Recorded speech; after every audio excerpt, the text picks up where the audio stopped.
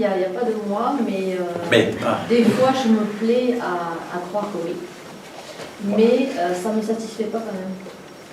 Qu'est-ce qui ne satisfait pas? Qu'il n'y ait pas de moi ou bien de te croire qu'il y a un moi? De penser qu'il n'y a pas de...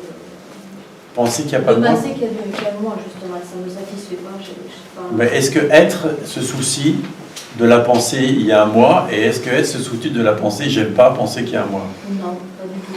Ben alors, demeure en tant qu'être.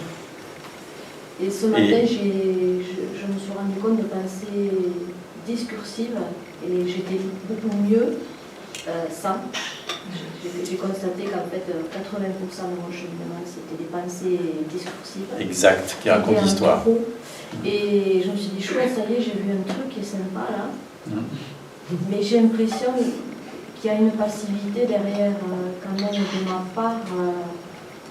Mais ça, c'est encore une pensée, il y a une passivité de ma part. Une fois que l'oignon est pelé, eh ben, ouais. Tu prends les grandes vacances. Mais en quoi c'est passif? Parce que ça m'a l'air trop facile en fait. Ah, dans ce sens. Mais elle va se plaindre que c'est trop facile. Non, c'est pas ça. Martin n'est jamais content. Alors, c'est trop compliqué, c'est trop facile. Non, c'est pas ça, mais j'ai l'impression qu'il y a encore des choses à faire. Mais quoi? Ah, t'as peur de t'ennuyer? Et des choses à faire pour aller où? Des choses à faire pour quoi? Pour creuser, pour aller encore un peu plus loin. Dans quoi? Dans l'histoire. Dans l'histoire. Heureusement que t'en rigoles à la fin, parce que ça n'a pas de sens, tu vois bien, ça n'a pas de sens. Ouais, et puis par rapport à ce que Marion disait, là, maintenant je suis là-dedans, entre deux. Qu'est-ce qu'elle disait, Marion? Il y avait cet entre-deux et on sentait de la solitude à ce moment-là. J'ai pas parlé de solitude, j'ai parlé d'un espèce de vide qui fait que parfois il y a une tendance à vouloir raccrocher les phénomènes.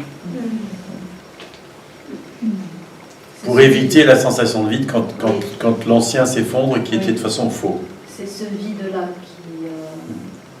Oui, c'est pour ça que tu as peur de t'embêter. De ne pas pouvoir revenir en arrière. Ça, ah bah tu peux pas revenir en arrière. Et de ce qui reste, à voir. Mais tu vois, dans ce que tu dis, tu prends en charge le voir.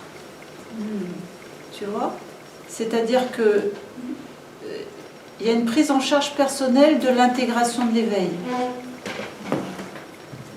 C'est la raison pour laquelle après tu dis, ah ben, s'il n'y a plus rien, mais il n'y a pas de moi.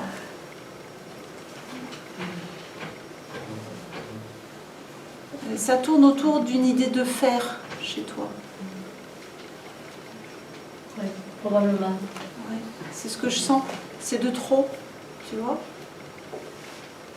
Est-ce que ça peut déposer le faire et voir ce qui se passe quand l'idée d'un faire, tu vois, est déposée? Oui, mais ça voudrait dire qu'en fait, il n'y a rien, et là, je ressens de la tristesse.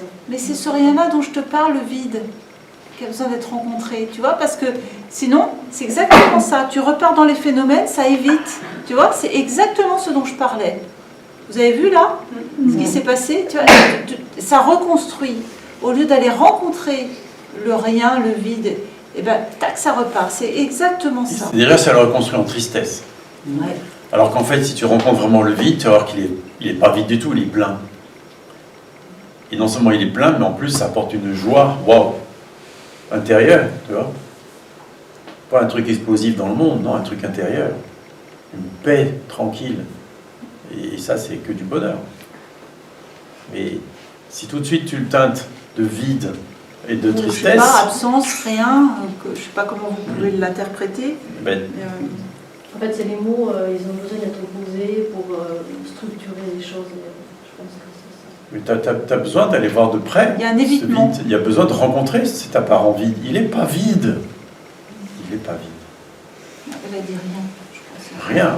Vide, tristesse, tout ça, c'est... La tristesse, c'est encore après. Elle vient encore après, la tristesse. La tristesse est reconstruite pour aller du côté des phénomènes pour éviter la rencontre avec le rien. Voilà. On rencontre le rien. Laisse-toi vivre. Enfin, il n'y a pas les mots. Explorer rien sans jugement, l'explorer. Plus qu'explorer, rencontrer directement.